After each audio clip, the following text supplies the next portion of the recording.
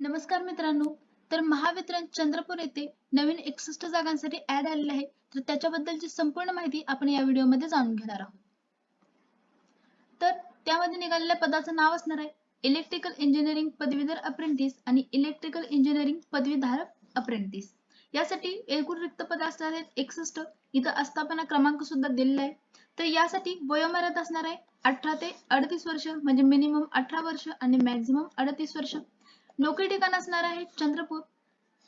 तर यासाठी अर्ज हा आपल्याला ऑनलाईन पद्धतीने करायचा आहे आणि अर्ज करण्याची शेवटची तारीख असणार आहे 30 जून 2026.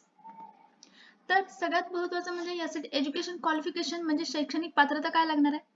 तर पदवीधर यामध्ये engineering degree exam in BE electrical and BTech electrical म्हणजे बीई किंवा बीटेक इलेक्ट्रिकल मधून असेल तर आपण यासाठी अप्लाय करू शकतो. त्याच्यानंतर पदविका धारक यासाठी diploma holder candidate with diploma in electrical engineering. तर ही त्यांची ऑफिशियल ऍड आहे. तर यामध्ये त्यांनी दिलेलं आहे.